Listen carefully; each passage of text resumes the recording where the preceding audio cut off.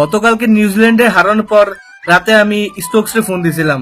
তোরে কইলাম, দেখ ছোট ভাই, তোর আগে বহুত বেয়াদবি করছস, বহুত কাহিনী করছস, তোকে উপরে এমনি অনেক রাগ আসিল, আর তোরা যদি আজকের ম্যাচটা জিততে পারোস তোকে উপরে আর কোনো রাগ থাকবো না, তোকে মাফ করে দিব।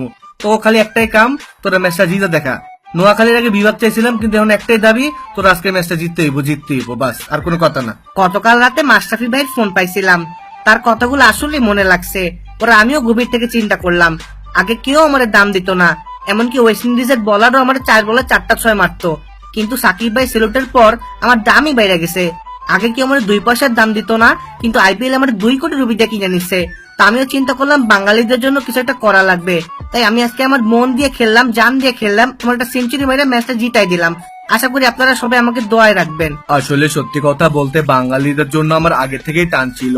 অস্ট্রেলিয়ার পোলাপান গুলো একটু বেশি ভাব নেয়, ওদের ভাবের জ্বালায় থাকতে পারি না। কিন্তু গত বছর বাংলাদেশের পুরান ঢাকায় গিয়া ইফতার করছিলাম, ওদের ইফতার এত মজা লাগছে, পরে চিন্তা করলাম যদি বাংলাদেশের জন্য না খেলি তাইলে এই বছর আমার আর বাংলাদেশে ঢুকতে দিবে না, আমার পুরান ঢাকার মজার ইফতারিটাও মিস হয়ে যাবে। এজন্য সেই কথা চিন্তা করে আমরা সে বলে নিছি, দেখ তোরা যাই করিস আজকের ম্যাচটা জিততেই হবে, আর বাংলাদেশে গিয়ে একটা ভরপুর ইফতার করতে হবে। আশা করি আমরা সবাই একসাথে গ্রুপে ইফতারি করতে পারবো।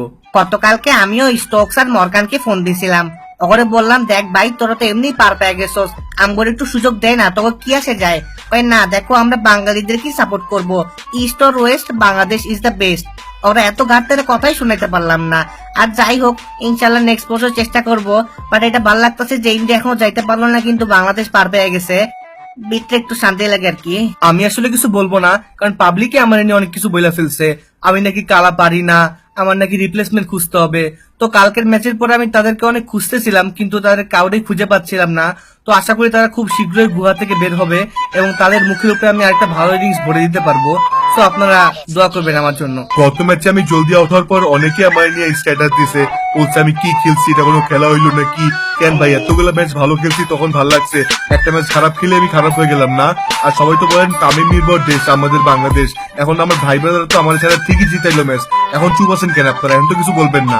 আমি তো বলার ভাষায় হারাই ফেলছি, ভাবছিলাম আমরা তো খুব ইজিলি পরের রাউন্ডে চলে যাব, কিন্তু কোনো ভাবতে পারি নাই বাংলাদেশ আমাদের আগে কোয়ালিফাই করে ফেলবে।